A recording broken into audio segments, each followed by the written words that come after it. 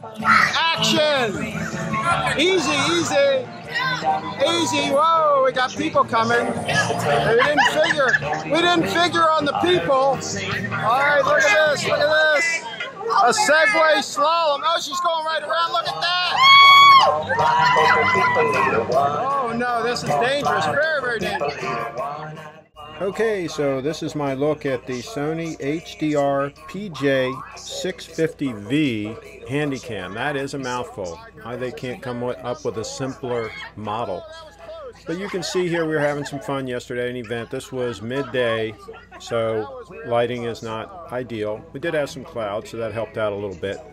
Most of these clips are untouched. They're straight out of the camera. The camera was shot strictly in the intelligent auto mode.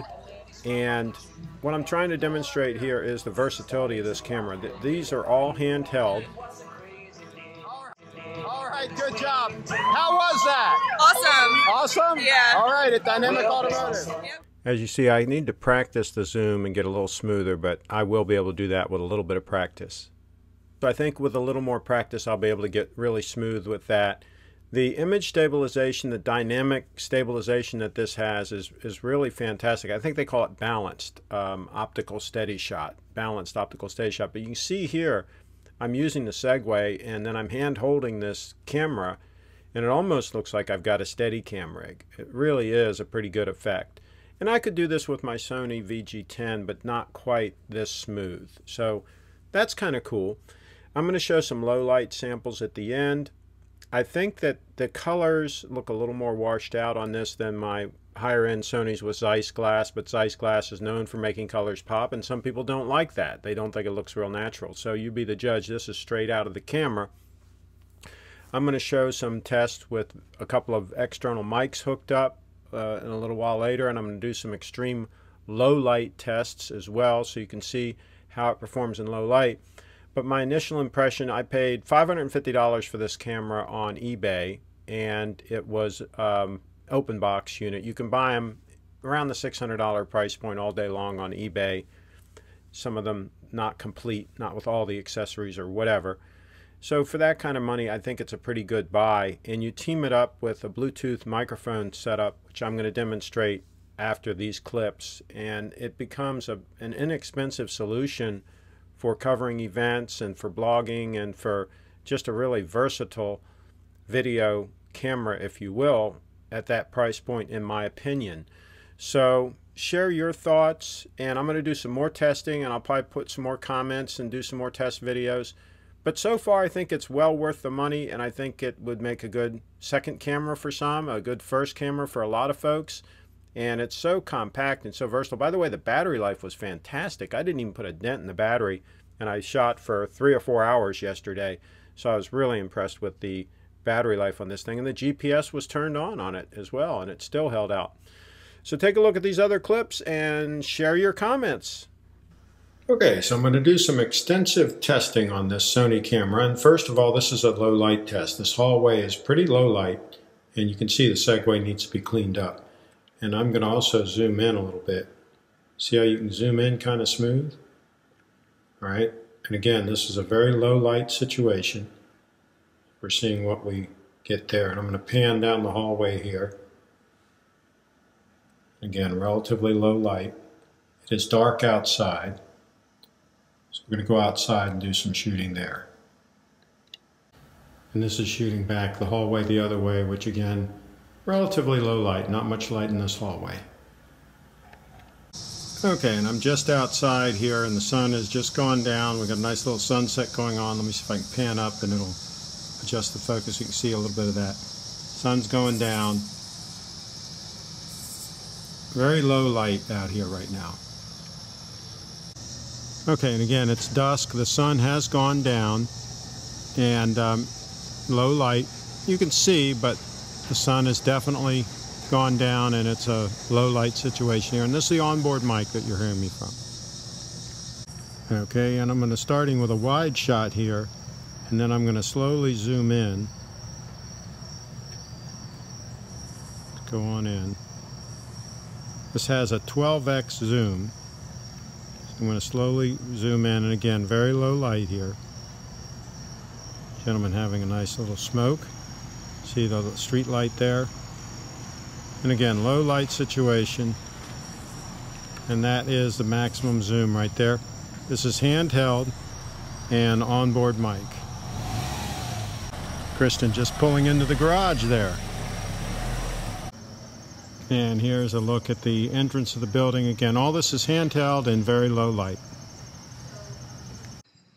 Okay, so now it is totally dark, totally dark, and you can see there's actually a street light behind me, not a very bright street light, but that's what's putting that white on that car. And it actually looks a lot more white in the viewfinder than it does here in real life. I can barely see the car, and of course I can see the light around the entranceway. But the actual building itself is very little light here. So I just wanted you to see an extreme low light clip. Okay, so here's another extreme low light clip. There's a, behind that tree, there's a street light that's not very bright. And then I'm going to slowly zoom in a little bit here.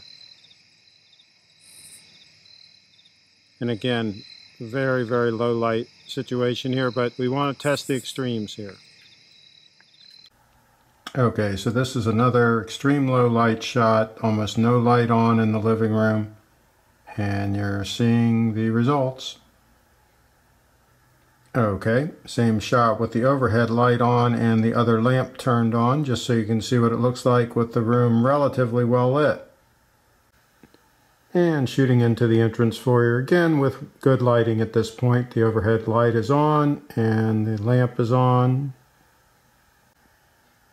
And the TV room with very little light on, very low light. Again, just testing the capabilities of the camera and various lighting situations.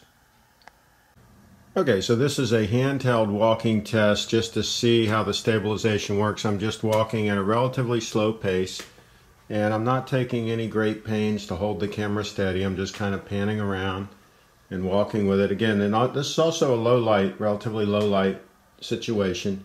Always like to test cameras in the worst case scenario, right? So I'm just walking on through here. Back in this corner it's really dark, no light at all back in here. So that gives you an idea of what it's like just walking and panning around handheld with this camera. So this is the handheld mic that goes with the Bluetooth system. You saw that I'll show you right now. You put the Bluetooth item right on the top on the multi-interface hot shoe, and then this is the mic. And I have a separate review on this mic, and you can also plug in a Giant Squid mic into this lavalier mic and put this little thing in your pocket. But this could be used as a handheld mic if you're actually interviewing people, just like I'm doing right now. You can clip it on. It's got a built-in clip, so you can clip it on your shirt or whatever. So very versatile system and very lightweight. The unit that goes on the top of the camera is very small and light. This is small and light. This takes one AAA battery. I have a lithium-ion battery in here, so it'll last a long time. So if you want super compact, this video camera with this mic system is probably about as compact as you could possibly get and have a wireless system. Now in the next clip I'm going to plug the Giant Squid mic directly into the camera's mic in, and we're going to test that, and then I'm going to test an SM57 mic plugged in with my custom Mogami cable, which I also have a review on my channel. Another great solution for a handheld mic. We're going to test those right now. So in a moment we'll switch right over to the Giant Squid mic. I'm hoping that this is focusing on my face. I don't see the little square there. Maybe it's there. So now I have the Giant Squid mic plugged directly into the mic input, and this particular Giant Squid comes with a 5-foot cable, so it's actually long enough to plug it right into the camera and be seated just like I am now and have the cord going down through my shirt and into the camera so that it's hidden. So I don't even have to use an extension cable. I do have I think a 9-foot extension cable that I carry with me, but of course the shorter you can keep these cords, the less likelihood that you're going to pick up interference from the airwaves and everything that's in the air. These act like antennas if they're too long. So this is with the Giant Squid mic plugged straight into the camera, and next we're going to do the SM57 mic with my custom Mogami cable and see what that sounds like. Okay, so all these mic tests are just plugged into the camera with the default settings, and I'm in intelligent auto mode. And so now I've got the SM57 mic, which I use often out in the field. Love this mic. And I have the custom Mogami cable. This is an 8-footer that I had made. I have a 10-footer on the way. As a matter of fact, it's supposed to be delivered today, so that I'll have a little bit more reach. I'm going to experiment with that one and see what the best length is to carry with me in the field. Of course, the longer the cable, again, the more chance for picking up interference and also people tripping on it. And also you have to carry it with you. So I fold it up and I put it in a mic pouch on my Think Tank kit. And so you only want to get so long, right? And still be able to work with the cable and not have it just get in your way. So this is an 8-footer, and the one I have coming is a 10-footer. I think for most events I'll just carry the 8-footer. But in some cases where I think I might need more reach or whatever, I'll probably carry the 10-footer with me. And of course, I'll use the 10-footer in the lockdown situations when I need more reach. So this will conclude our audio test for hooking up external audio sources to the camera. Again, it does have a mic in, and it also has a headphone jack. So please subscribe to my YouTube channel and follow me on Twitter, and share all your comments and questions below. Thanks again for watching.